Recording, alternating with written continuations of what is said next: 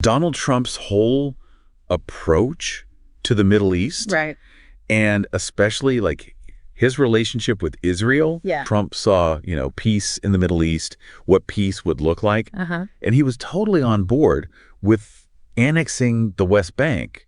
Well, it's complicated. I figured. Both Israelis and Palestinians claim it as their own, and it's been a flashpoint, like forever. Yeah, that's definitely been in the news a lot. For decades. And Trump supporting annexation, it basically meant applying Israeli law to the West Bank. That he moved the U.S. Embassy to Jerusalem. Oh, yeah. And then recognized Israeli sovereignty over the Golan Heights. Oh, yeah, right. In the beginning of his term, too. Big moves right out of the gate. Huge. And there was a ton of pushback from, the international community. Like the UN and stuff? Oh, yeah, the UN, Europe, you name it. Wow. And then you have the Golan Heights, which, Israel took from Syria back in '67. Abraham Accords. Yeah. Was that like a total change in plans or what? It was definitely a different way of approaching things. Yeah.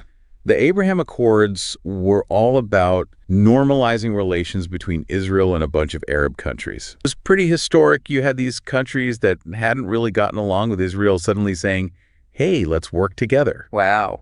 The Trump administration touted it as this huge diplomatic win, and in a lot of ways, it was. Yeah. Guys in Trump's inner circle. And how a lot of them were really, really pro-Israel. Yeah, definitely. And there's this whole thing about Mike Huckabee and his stance on those Israeli settlements. Oh, yeah.